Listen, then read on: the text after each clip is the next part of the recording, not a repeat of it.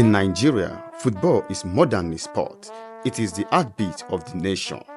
Legends like Teslim Balogun, Samuel Okwaraji, Rashidi Yekini, JJ Okocha, and Nwankwo Kanu ignited a passion that continues with today's stars. Ademola Lookman, Kelechi Iheanacho, Samuel Chukwueze, William Trust Ekong, and Victor Osimhen.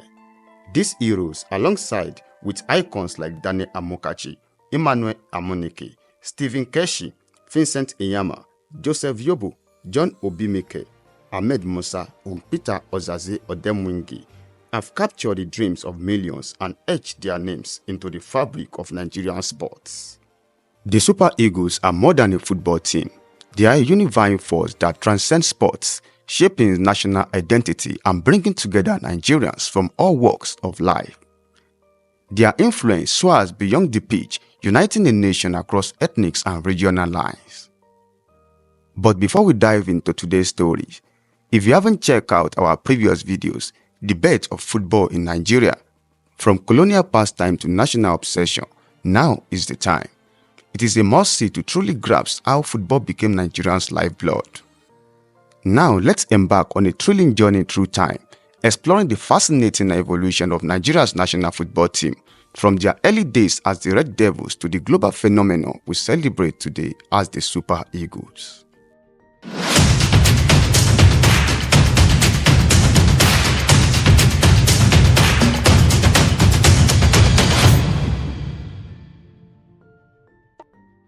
The journey of Nigeria's national football team began in 1949, when the Nigerian Football Association (NFA) formed the first ever national team, composed of talented players discovered through the All-Nigeria Governors' Cup.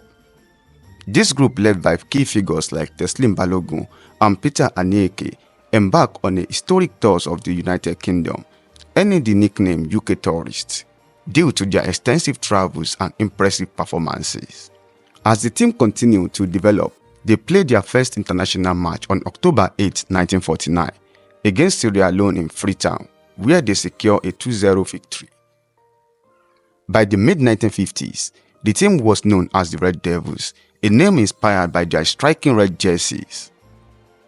During this period, the Red Devil represented Nigeria in various matches across Africa, laying the foundation for what would become one of Africa's most storied national teams.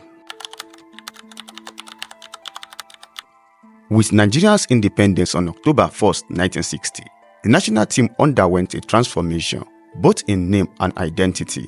The Red Devils were rebranded as the Green Eagles, reflecting the colors of the Nigerian flag and the eagle on the national coat of arms. The change symbolized a new era for Nigerian football, aligning the team's identity with the nation's newfound sovereignty. The Green Eagle made their debut in the African Cup of Nations (AFCON) in 1963, but it was a rocky start as they finished 6th. However, this was just the beginning. The team's performance improved steadily, and in 1980 they won their first AFCON title on home soil in Lagos, defeating Algeria 3-0 in the final. This victory, driven by stars like Segun Odegbami and Christian Chukwu, was a watershed moment in Nigeria's football, establishing the Green Eagles as a dominant force in Africa. Despite their successes, the Green Eagle experienced heartbreaks, particularly in the AFCON finals of 1984 and 1988, where they were narrowly defeated by Cameroon. These losses, especially the controversial 1988 final, fueled an intense rivalry between Nigeria and Cameroon that persists to this day. Following the 1988 AFCON, the Green Eagle once again fell short against Cameroon. The team returned to Lagos to a hero's welcome. It was during a celebratory reception that the then Vice President Augustus Aikomu reversed to the team as Super, leading to their rebranding as the Super Eagles. This new moniker reflected not only their potential but also the high expectation placed upon them by millions of Nigerians. The 1990s marked a golden era for the Super Eagles. In 1994, under coach Clemens Westerhoff, the team won their second AFCON title and made their World Cup debut in the United States. Their performance in the 1994 World Cup, where they reached the round of 16 and were ranked 5th in the world by FIFA, remains one of the highest achievements for any African team on the global stage.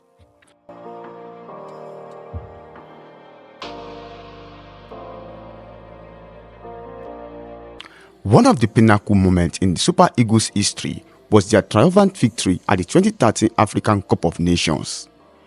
Under the inspirational leadership of the late Stephen Keshi, they swore to claim their third continental title. In a thrilling final against Burkina Faso, Nigeria emerged victorious with a 1-0 win. The match's only goal was a sensational strike by Sunday Mba, whose skillful play in the 48th minute became an unforgettable moment in Nigeria's football history. This victory united the nation in a wave of euphoria, rekindling the flame of national pride. Stephen Keshi also made history by becoming only the second person to win the African Cup of Nations, both as a player and as a coach, cementing his legacy in African football. The Super Eagles have continued to build on their legacy in recent years.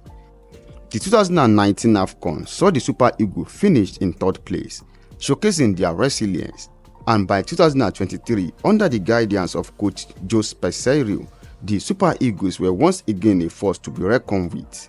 And although they ultimately lost in the AFCON final to Ivory Coast, their journey through the tournament was marked by standout performances, particularly from players like Victor Osimhen and William Troost-Ekong. As Nigeria look forward to the 2026 World Cup, the Super Eagles find themselves in a challenging position in the World Cup qualifiers. Currently, they are struggling in Group C, having drawn 3 consecutive matches and a loss, and now sitting in 5th place out of 6 teams. With only 3 points from 4 games, the road to qualification is daunting. Upcoming matches, particularly against teams like Benin Republic and South Africa, will be crucial for Nigeria's hope of making it to the World Cup. The Super Eagles' journey from the Red Devil to today's team is a testament to the resilience and spirit of Nigerian football. As they prepare for the challenges ahead, including a daunting task of qualifying for the 2026 World Cup, they carry with them the hope and dreams of millions of Nigerians.